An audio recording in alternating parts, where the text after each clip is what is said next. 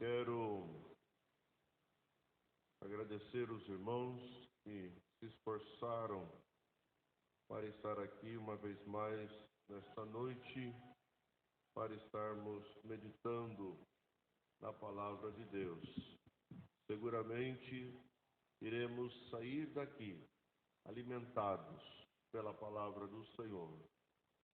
Romanos, o capítulo 5 e o versículo 1, diz assim: sendo, pois, justificados pela fé, temos paz com Deus, por nosso Senhor Jesus Cristo.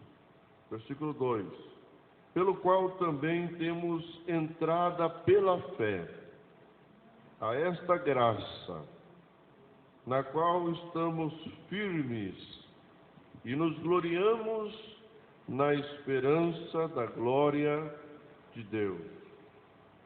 E não somente isto, mas também nos gloriamos nas tribulações, sabendo que a tribulação produz a paciência, e a paciência a experiência, e a experiência a esperança. E a esperança não traz confusão, porquanto o amor de Deus está derramado em nossos corações pelo Espírito Santo que nos foi dado. Glória ao Senhor. Meus amados irmãos, eu fiquei um bom período meditando nesse texto bíblico e me chamou muito a atenção quando Paulo diz: nos gloriamos nas tribulações. E eu fui questionar a própria palavra, fui pesquisar por que Paulo usa essa expressão. E para nós, tribulação é tudo que a gente não quer passar, E Paulo diz aqui que ele se gloria, Ele não fala somente dele, ele diz: e nos gloriamos, Está falando da igreja. Nos gloriamos nas tribulações, Sabendo que a tribulação produz a paciência. E eu então até disse aos irmãos que muitos dizem: olha, não pede paciência para Deus, porque Deus vai te dar a tribulação, como Paulo diz em Romanos 5:3. Irmãos, essa expressão não faz nenhum sentido com a expressão bíblica daquilo que Paulo quis ensinar à igreja de Roma, Então, nesta noite, eu vou, nesse primeiro momento, explicar pausadamente, para que a gente possa digerir isso no nosso entendimento. O primeiro versículo, ele diz assim: nós temos paz com Deus, porque fomos o que, irmãos? Fomos justificados. Aí então eu entendemos na pesquisa que realizamos que o nosso passado já foi tratado por Deus. Se já fomos justificados,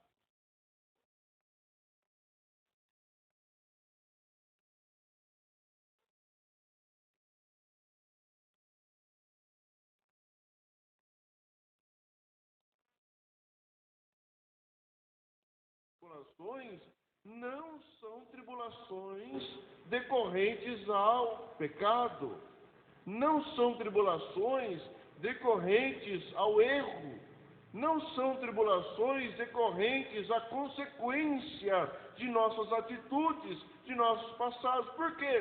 Porque o versículo 1 diz que nós temos paz com Deus, ou seja, a fé na obra de Cristo Jesus já corrigiu o nosso passado. Aleluia! Eu vou repetir porque eu achei que você ia glorificar.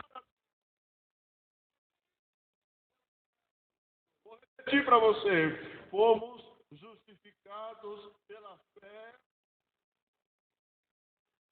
Nosso passado foi justificado por Ele. Ou seja, essa tribulação não se refere a problemas com o passado, porque você só justifica o passado. Como que você vai justificar o futuro? Você só justifica o quê? O que já passou. Você não consegue justificar o presente. Você só se justifica o passado. Então, o nosso passado aqui no capítulo 5 não é o motivo da nossa tribulação. E aí você pode, irmãos, glorificar o nome do Senhor Jesus, porque recebemos pela cruz esta obra maravilhosa. Aleluia! É por isso que Paulo diz, olha, eu me glorio na tribulação. Os irmãos já estão entendendo. Porque a tribulação que eu passo não é consequência dos meus erros, não é consequência dos meus passados. A tribulação que eu passo tem outra finalidade. Oh, louvado seja o nome maravilhoso de Jesus. Quando nós lemos a Bíblia a tribulação, eu estou dizendo nesse texto, nesse contexto, está se referindo a uma outra atividade divina, né? Tem o sentido tribulação como sendo provações, aflições, sim, tem. Não é nesse versículo, nesse texto e nesse contexto, né? Então, em outros versículos da Bíblia, você pode vincular tribulação como prova, provações, privações, aperto, angústia, assim vai, aí vai, né? Mas nesse texto aqui, Paulo está dizendo assim, eu me glorio, nós nos gloriamos nas tribulações. Sabe por quê? Quando a tribulação chega, uma coisa eu tenho certeza, não é consequência dos meus erros. Por que não é? Porque eu recebi a justificação por intermédio de Cristo Jesus. Oh, irmão, glorificado seja o nome do Senhor Jesus. Aleluia! Sendo, pois, justificados pela fé. Nós iniciamos esse estudo falando das bases da fé. A fé traz para nós a justificação. Olha, não é a fé que me justifica, é a fé na obra que Jesus fez. Olha o que diz o versículo 1 aí. Sendo, pois, justificados pela fé, temos paz com Deus por nosso Senhor Jesus Cristo. Então, a nossa fé na obra que Jesus realizou, traz para nós a justificação. Então, grava esse primeiro ponto. Essa tribulação aqui, do versículo 3, não tem nada a ver com erros e consequências do nosso passado. Por quê? Está dizendo no versículo 1, fomos justificados, declarados isento. Aleluia. Oh, aleluia. Imagina, irmão, você imaginar. Imagina você pensar que a tribulação que você possa estar passando, que eu posso estar passando, não é consequência dos meus erros. Existem muitas pessoas hoje presas em angústias, em aflições, em tribulações, não nesse sentido aqui que nós vamos explicar já, por conta de erros do passado. Mas Paulo está dizendo aqui, olha, Ele já nos justificou. Aleluia. Vou repetir para que fique bem gravado. Eu preciso que os irmãos gravem essa primeira parte, que ela será importante depois, lá na conclusão. Nós passamos por tribulações. E nesse contexto aqui do capítulo 5 de Romanos, não é tribulação, angústia, sofrimento por causa dos nossos pecados, ou seja, consequência dos nossos erros. Não, não é, porque os nossos erros, o nosso passado, a nossa história já foi mudada por Cristo Jesus. Aleluia! Ela já foi justificada pela obra de Cristo Jesus na cruz do Calvário. Oh, irmão, glorifica ao Senhor, porque isso é maravilhoso.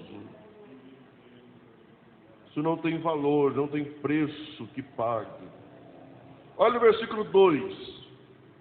Pelo qual também temos entrada pela fé a esta graça, na qual estamos firmes, sólidos, convictos, inabaláveis. Aí Paulo apresenta aqui no versículo 2, meus irmãos, a sala de aula, ou a sala ou ambiente da tribulação que Paulo está se referindo. Qual é o ambiente que Paulo está se referindo? Temos por ele acesso à graça do Senhor. Aonde é o ambiente onde o Senhor nos leva a essa tribulação? Aleluia! A graça do Senhor. Estamos em tribulação, mas estamos mergulhados na graça. Eu vou repetir para você. Eu achei que você ia glorificar a Deus. Estamos em tribulação, mas estamos mergulhados na graça. Oh, louvado seja o nome maravilhoso de Jesus. A tribulação está presente, mas estamos mergulhados na graça. A sala de aula dessa tribulação do versículo 3 é a graça. E diz assim: há tribulação, mas há firmeza. Olha, irmão, se você entra na tribulação sabendo que não é consequência dos seus erros, porque já foi perdoado, já foi justificado, e você entra num ambiente de graça, não tem por que você não gloriar na tribulação. Aleluia, glória ao Senhor, porque você não está sofrendo por conta, consequência de erro. Eu repito, esse contexto aqui, Paulo está falando de outro tipo de tribulação. Uma tribulação que produz algo em nós. Porque diz assim, a tribulação produz o quê? Paciência. E sabe qual é essa sala de aula aqui? A sala de aula é o Senhor apagando os nossos pecados, nos colocando na sala da graça e nos ensinando, aleluia, a ter a paciência. Glória a Jesus, aleluia. Observa que Paulo diz aqui, estamos firmes e nos gloriamos na esperança da glória de Deus. Aí vem o versículo número 3. E não somente isto, mas também nos gloriamos nas tribulações, sabendo que a tribulação produz paciência. Aí aqui, irmão, sem esse conhecimento prévio, geralmente a gente passa o olho por cima desse versículo e não percebe isso. Gloriar-se nas tribulações, porque o nosso entendimento de tribulação é diferente do que Paulo está se referindo aqui. Tribulação que Paulo está se referindo aqui, sabe o que é? Vou dizer para os irmãos. Na lavoura de sementes, a cevada, o trigo, é utilizada uma ferramenta para tirar a semente. É usada uma ferramenta para tirar a semente, tirar o trigo, tirar ali, né, a cevada, e também tirar o entro e o cominho. Para tirar essa semente, existe um processo para a retirada dessa semente. Tribulação aqui que Paulo está se referindo é essa ferramenta de Deus, Deus usando para tirar de nós a casca. Acho que tem irmão que já entendeu. Aleluia. A tribulação aqui é uma palavra chamada tribulum. Você pode pesquisar aí, põe no Google, pode botar no Google aí, pega seu celular, pode pegar o celular aí, escreve aí no Google aí, tribulum, com M no final, e aí você coloca imagens, aí você vai ver do que eu estou dizendo. É uma ferramenta que é usada na agrícola para tirar a semente do entro, não é coentro, é entro, né? Endro, e tirar também a semente do cominho, e também a semente do trigo e da cevada. Então essa ferramenta, ela serve para isso. Os irmãos detectaram aí, eu ia trazer a imagem, mas eu lembrei que todo mundo tem celular e tem internet hoje, né? Viram aí como é que é? Tribulum, com um M no final. Aí isso é uma ferramenta. O que Paulo está dizendo aqui, olha, eu me glorio de ter em minha vida Deus utilizando esta ferramenta. Sabe por quê? O que Deus quer de mim é a semente. Alabaço. Sabe o que Deus quer? É a semente. Aleluia. Veja que é outro sentido. É outro sentido. Aqueles que pensam que a tribulação é angústia, é prova, não tem nada a ver com o que Paulo está falando. Ele vai dizer assim, eu me glorio, sabe por quê?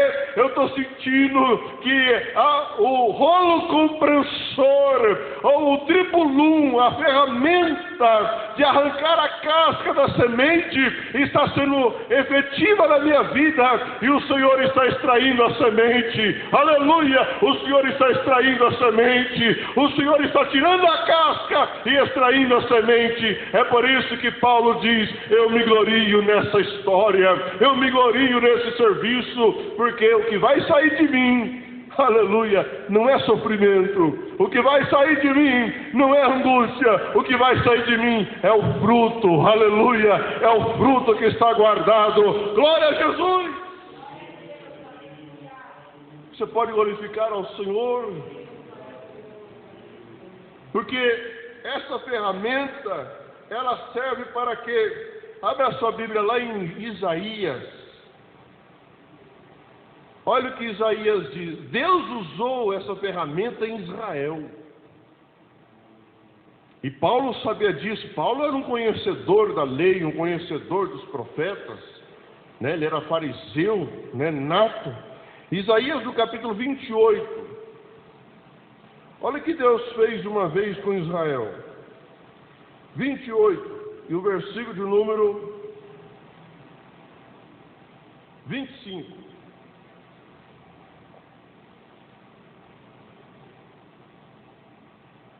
Vamos ler desde o 23. Deus usando o profeta Isaías para falar com Israel. Ele diz assim, inclinai os ouvidos e ouvi a minha voz, atendei bem e ouvi o meu discurso.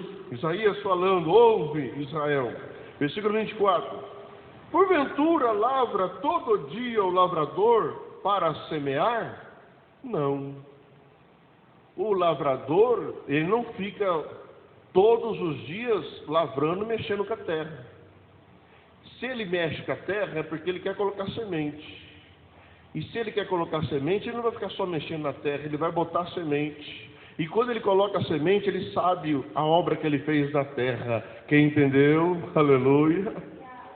Então, quando Deus começa a trabalhar para produzir em nós a semente, Ele começa pela terra. É por isso que Jesus disse assim, olha, a semente caiu lá na beira do caminho, a semente caiu na beira da estrada, outros caiu em pedras, outros em pedregulhos e em espinhos, mas teve aquele que caiu em terra boa, aleluia, era uma terra já preparada para semear. Oh, aleluia, glória seja dada ao nome do Senhor. Isaías está dizendo, olha Israel, Deus está querendo tirar a semente do meio de vós.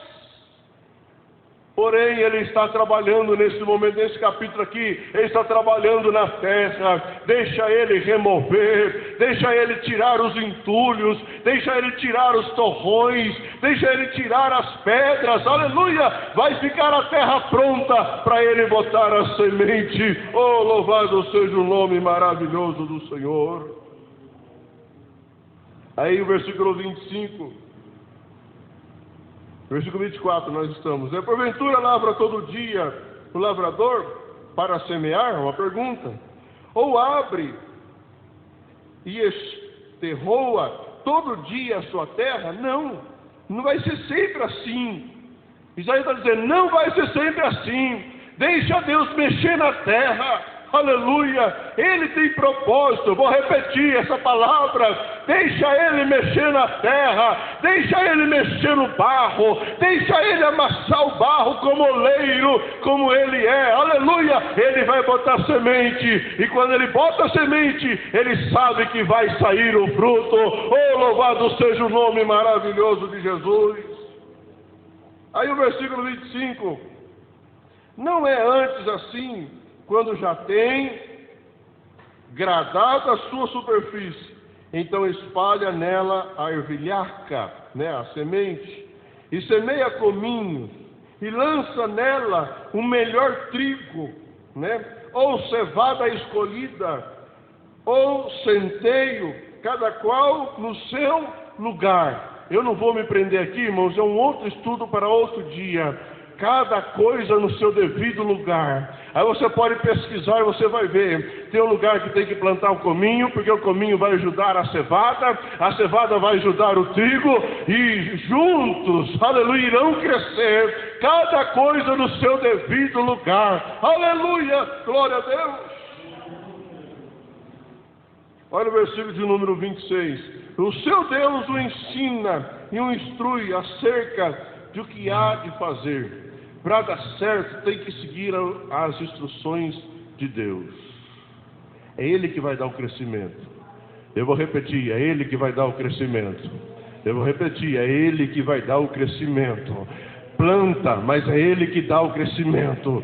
Segue as orientações dEle, pode plantar, Ele dá o crescimento. Ou você pode glorificar o nome do Senhor Jesus. Olha o versículo 27. Porque a ervilhaca não se trilha com instrumento de trilhar, nem sobre os cominhos passa roda de carro, mas com uma vara se sacode a ervilhaca e os cominhos com um pau. A ervilhaca aqui seria o mesmo de que o endro. Você pode pesquisar no Google aí, você vai ver o que é endro, é uma semente também, tá? O endro, você pega um pedaço de pau com pontas, passa, ela solta semente com facilidade. Aleluia. O endro passa assim, um pedaço, uma curva, um dente, tem uns que faz com ferro. Você pode pesquisar isso. Ele passa assim e solta a semente com facilidade. O que Deus está falando aqui para Israel? Olha, Israel, olha, tem aqueles que são endro, e aqueles que são endro não precisa de muita coisa. Com pouca coisa já solta a semente. Aleluia. Com pouca coisa já libera a semente. Aí nós dizemos assim, o cominho já é diferente. O cominho precisa do pau. O cominho, para sair a semente, muitos deles precisa dar uma certa pressão, precisa fazer um certo esforço maior. Para fazer um esforço maior, você precisa usar uns na internet, você pesquisa aí, uns usam tipo uma tábua, para bater em cima, e aí quando bate em cima, faz uma pressão, a semente esparrama. Aleluia, glória a Deus. Aí Deus está falando aqui para Israel, olha Israel, se você é cominho, não se preocupa, a tábua, o pau vai chegar e vai bater, mas você vai liberar a semente. Oh glória, é isso que é o tribulum. Aleluia. Vai chegar a vara, e quando chegar a vara, aqueles que são endro, libera a semente. Vai chegar a tábua, quando chega a tábua, é mais forte a batida, é mais forte a pancada, mas porém libera a semente. Glória seja dada ao nome do Senhor Jesus. Vamos seguir aqui. Aí, olha aí, o versículo de número 25. Não é antes assim, quando já tem gradado a sua superfície? Não, então no 27, Perdão, irmãos. Porque a ervilhaca não se trilha com instrumento de trilhar. nem sobre os cominhos passa a roda do carro. Por quê? A ervilhaca solta, né, o endro, solta a semente com muita facilidade. Então você não vai usar o trilho, que nós vamos explicar já, sobre o endro. E o agricultor, olha para onde eu estou apontando. O agricultor sabe que tipo de ferramenta utilizar. Eu vou repetir para vocês. Deixa eu tirar aqui. Ele sabe se somos dentro. Ele sabe que tipo de ferramenta utilizar. Ele não vai chegar com a máquina que trilha, ele não vai chegar com o rolo compressor, em outras expressões, ele não vai chegar ali com o tribulum e passar por cima se tu és endro. Aleluia! Deus não precisa de muito esforço para extrair a semente da minha vida e da sua vida, que é endro. Glória seja dada ao nome do Senhor. E aí o cominho, olha só as expressões. Nós vamos entender porque Paulo diz que se gloria. O cominho diz, olha, versículo 27, nem sobre os cominhos passa a roda de carro, mas com uma vara se sacode a ervilhaca. O endro, a ervilhaca é a mesma coisa, se sacode com uma vara. O cominho com um pau. Olha o versículo 28. O trigo, ele é o que, irmãos? O trigo, ele é esmiuçado. Já é um processo diferente. Porém, ele é trigo. Aleluia. Aleluia. É um processo